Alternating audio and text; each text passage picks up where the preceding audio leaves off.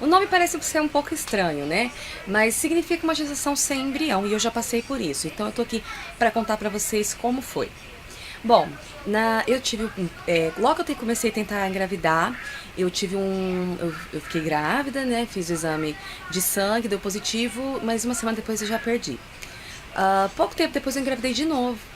E no primeiro ultrassom, que é aquele momento assim, bem apreensivo, né? A gente tá bem nervosa. é, eu fui, tava, né? Tinha passado um bom tempo pesquisando, né? Porque você sabe que gestante lê tudo. E eu já tinha até lido sobre a gestação embrionária e gestação ectópica, né? Então eu tava meio assim por dentro de algumas coisas. Quando o médico fez o ultrassom, quando ele colocou a máquina lá para o aparelho, eu já vi que era um saco gestacional vazio. E aí eu olhava pra cara dele e ele não tinha reação, meu marido não tava entendendo nada. E eu já perguntei pra ele, não tem embrião, né, doutor? Ele falou, pode ser cedo, né? Pode ser que você esteja numa gestação muito no início e a gente vai refazer daqui 15 dias. Ele só falou isso. E eu fiz um monte de perguntas e ele não queria responder. Bom, aí eu saí do consultório desesperada, porque eu queria uma resposta. E pra mim, 15 dias era muita coisa. Aí eu fiquei extremamente triste, extremamente preocupada, com medo. E eu não tive um respaldo desse médico. Aí minha cunhada conseguiu um encaixe com o obstetra dela. Na verdade, o obstetra dela estava de licença e atendeu um outro médico. Esse outro médico me explicou tudo, me falou tudo direitinho, tirou todas as minhas dúvidas, não quis fazer um diagnóstico também que poderia ser cedo. Mas o que ele fez? Ele falou assim, olha, como você está muito nervosa, eu vou te encaminhar para um ultrassom amanhã, no melhor lugar de ultrassom de Maringá. Ele mesmo pediu para a secretária dele ligar e ela conseguiu um encaixe. No outro dia, eu fui fazer um ultrassom e o médico que estava fazendo o ultrassom, ele já viu que aquilo ali era uma gestação realmente sem embrião. Eu fiquei triste, mas eu queria resposta. Eu até falei, doutor, eu sou nova, ainda posso ter filhos. Então eu fico triste, mas pelo menos eu tive uma resposta. Era o que eu estava querendo, uma resposta. Aí voltei nesse médico, né, que me atendeu e tirou minhas dúvidas. E ele falou. Só que quando eu voltei, acho que foi no outro dia, eu tava com sangramento. Ele falou, olha, possivelmente você já tá tendo um aborto. Você quer fazer a curetagem ou quer esperar? Eu tenho muito medo de dor, de agulha, de tudo. E eu resolvi aguardar, né? Ele falou assim, olha, então vai ser como se você estivesse tendo um bebê. Né? Lógico que é bem menos, porque é uma placenta pequena, de equivalente a 8 semanas. Mas você vai ter contrações, se você tiver as contrações começarem à noite, você vai possivelmente sentir dor a noite toda e até de manhã já saiu. Isso foi no sábado. Aí domingo eu fui trabalhar normal, foi 8 horas da noite que comecei a sentir dor, mas é cólica, não é as cólicas que a gente costuma ter todo mês, não, era umas cólicas bem fortes. Só que eu falei, eu não vou pra casa, porque em casa vai ficar pior. Então eu fazia um atendimento, abaixava, assim, ficava de cócoras, morrendo de dor. Levantava respirada, fazia outro atendimento. Na verdade eu tava tendo as contrações já, né, e achei que aquilo ali ia durar a noite inteira. Então fiquei trabalhando. Começou às 8 horas da noite. Às 10 horas da noite eu tinha terminado o serviço, vim pra casa dirigindo, com cólica, com contração. Vim pra casa dirigindo, eu liguei pro meu marido e a gente morava num prédio. Ele foi me esperar lá no estacionamento. Quando eu desci do carro, fiquei em pé, eu senti uma bola saindo dentro de mim. E sangue pelas pernas. Eu tava de calça, não dava pra ver, só senti.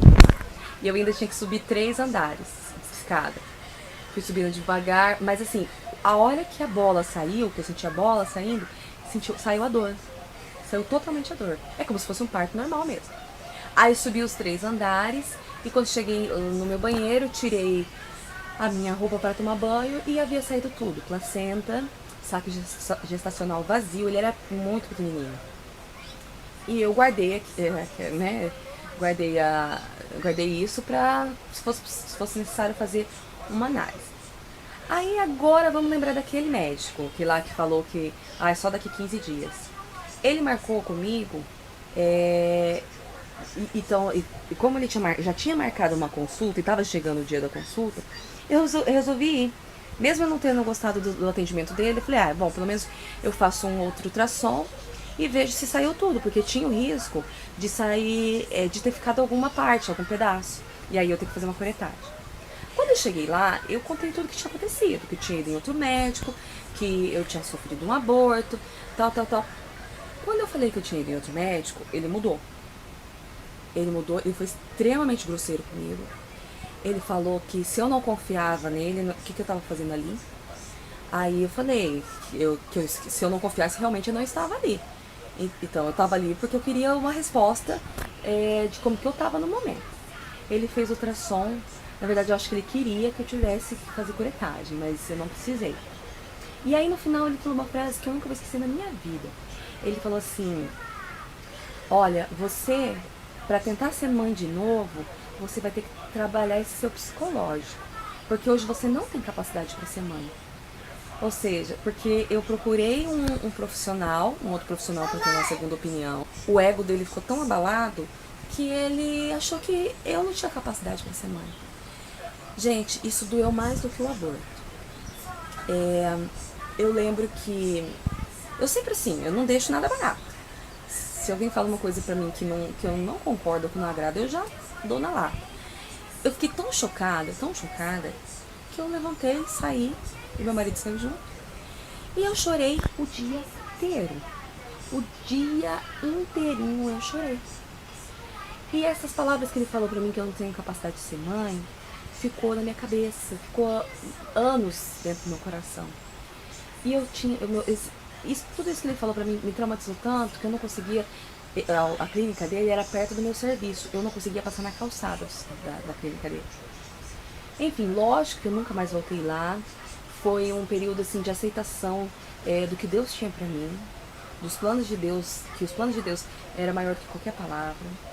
Nunca mais voltei, continuei com aquele médico que me atendeu bem. E ele viu que eu tinha que começar a tomar algum remédio para ajudar na minha ovulação, né? Porque eu não estava conseguindo engravidar novamente. Então, daí ele marcou uma nova consulta para eu começar o remédio. Quando marcou a nova consulta, eu já cheguei lá com o exame de farmácia e o beta positivo. Eu cheguei grávida. Então, o milagre do Senhor na minha vida já estava nos planos de Deus. Então, as palavras de qualquer pessoa, qualquer coisa que falarem pra você, se dói, é difícil, mas a gente vai ter que aprender a liberar perdão. Depois que eu liberei o perdão pra esse médico, eu nunca mais falei com ele, consegui passar na calçada, mas eu liberei o perdão porque eu sei que ele precisa de Deus. Ele fala e tem atitudes que são diferentes, podem machucar as pessoas, mas é porque ele não conhece Deus. Então eu liberei perdão pra ele e 1 ano e pouco depois eu tava grávida. E hoje eu tenho minha princesa. Gente, então pra vocês que tiveram alguma gravidez, alguma gravidez interrompida, né, algum aborto, uma gravidez anembrionária, uma gravidez ectópica, a esperança, gente, é muito dolorido, é muito sofrido, a gente quer muito ser mãe, mas se não for numa oportunidade, Deus vai mandar um milagre pra vocês. Amém? Então, a gravidez anembrionária pode acontecer com qualquer pessoa. E depois que você passou por essa experiência, você pode perfeitamente gerar um bebê, tá bom? Espero que vocês tenham curtido a minha história. Se inscrevam no canal para acompanhar as novas histórias e não esqueçam de curtir, tá bom?